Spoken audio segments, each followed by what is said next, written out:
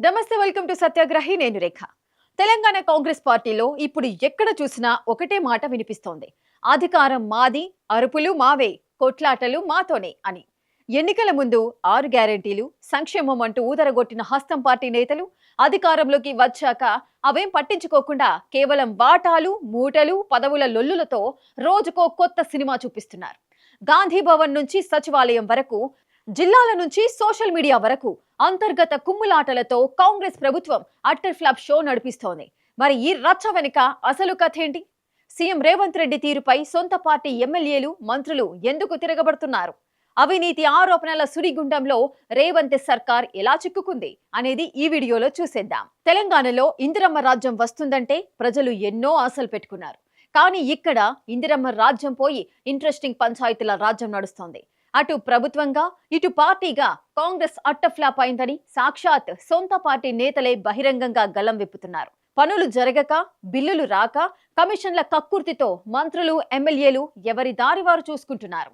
ముఖ్యంగా సీఎం రేవంత్ రెడ్డి ఒంటెద్దు పోకడలు, ఆయన అవినీతి పాలనపై సొంత పార్టీ నాయకులే తిరగబడుతున్న వైనం ఇప్పుడు రాష్ట్ర రాజకీయాల్లో హాట్ టాపిక్ గా మారింది. సాధారణంగా ఏ ముఖ్యమంత్రికైనా కొన్ని కీలక శాఖలు ఉండటం సహజం. కానీ మన సీఎం దగ్గర ఏకంగా 11 ముఖ్యమైన శాఖలున్నాయి. అయినా సరే పొరుగింటి పుల్లకూర రుచి అన్నట్టు సహచర మంత్రుల శాఖల్లో కూడా సీఎంఓ జోక్యం మితిమీరిపోయిందనే మంత్రుల ప్రధాన ఆరోపణ. ప్రతి శాఖలోనూ మంత్రిని కాదని ముఖ్యమంత్రి తన సొంత మనుషులను లేదా షాడో అధికారులను కీలకంగా కూర్చోబెట్టారట. విషయం ఎంతవరకు వచ్చిందంటే 1.5 లక్షల కోట్ల మూసీ ప్రాజెక్టు టెండర్ అయినా, 5 లక్షల కోట్ల విలువైన హెల్త్ పాలసీ అయినా, చివరికి ఎస్సీ ఎస్టీ విద్యార్థుల 2,000 కోట్ల కాంట్రాక్టులైనా అంతా సీఎంఓ నుంచే డిసైడ్ అయిపోతుందట. సదరు మంత్రులకు కనీసం సమాచారం కూడా ఉండటం లేదని పేరు చెప్పడానికి ఇష్టపడని ఒక సీనియర్ మంత్రి వాపోతున్నారు. మంత్రి కోమటిరెడ్డి వెంకటరెడ్డి పరిస్థితి మరీ ఘోరం. ఇప్పటి వరకు నా శాఖలో ఒక్క పాలసీ నిర్ణయం కూడా నేను తీసుకోలేదు. సినిమా వాళ్ళైతే నన్ను అసలు మంత్రిగా కూడా గుర్తించట్లేదు. అంతా సీఎంఓ చుట్టూనే తిరుగుతున్నారు. ఈ శాఖ నాకొద్దు బాబోయ్ అని ఆయన మొరపెట్టుకుంటున్నారు. మరో సీనియర్ మంత్రి అయితే అసలు పిఆర్ఓను కూడా పెట్టుకోలేదట. నాకు ప్రోటోకాల్ ఇస్తే చాలు, శాఖ అంతా సీఎం గారే చూసుకోమనండి అని తేల్చి చెప్పేశారట. ఎంతటి వైరాగ్యం వచ్చేసిందండి మన మంత్రులకు. పరకాలలో జరిగిన సభలో సిట్టింగ్ ఎమ్మెల్యే రేవూరి ప్రకాష్ రెడ్డిని మరోసారి గెలిపించాలని సీఎం రేవంత్ అనడం పెద్ద వివాదానికి తెరలేపినట్టుగా అయింది. పరకాలలో రేవూరి ఎవరికి తెలుసని సీఎం ప్రకటిస్తారు? ఎన్నికలకు 2 ఏళ్లుండగానే అభ్యర్థిని ఫిక్స్ చేయడానికి నువ్వెవరు అంటూ కొండా సురేఖ కూతురు సుస్మితా పటేల్ సీఎంను నిలదీశారు.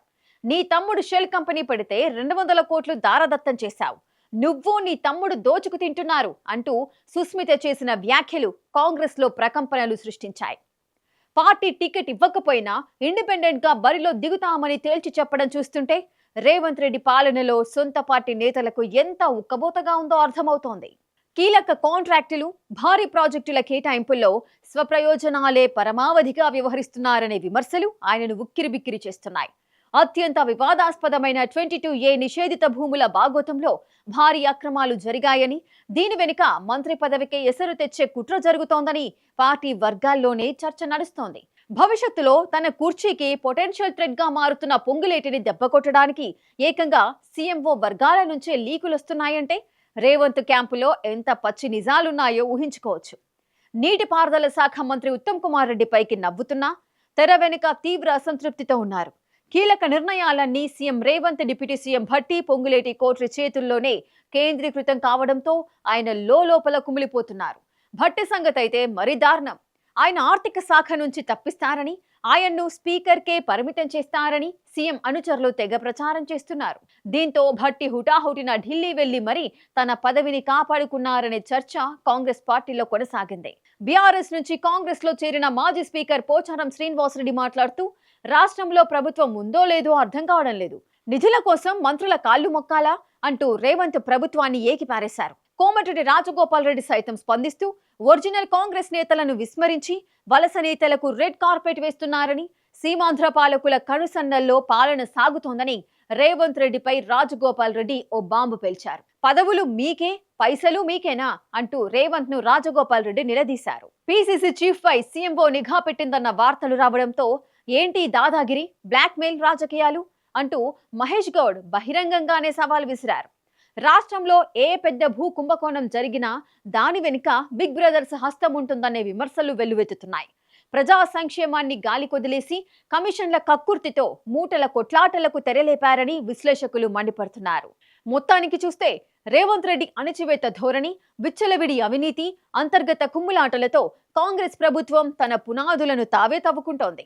మైకు దొరికితే బీఆర్ఎస్ ను తిట్టడం తప్ప ప్రజలకు ఒరిగిందేమీ లేదనే విమర్శలు రోజురోజుకు పెరుగుతున్నాయి. రానున్న రోజుల్లో ఈ ప్రచ్ఛన్న యుద్ధం కాంగ్రెస్ పార్టీని ఎటువైపు తీసుకెళ్తుందో వేచి చూడాలి. ఈ వీడియోపై మీ అభిప్రాయం ఏంటి? రేవంత్ రెడ్డి పాలనపై మీరేమనుకుంటున్నారు? కామెంట్ సెక్షన్ లో మీ అభిప్రాయాన్ని తెలియజేయండి.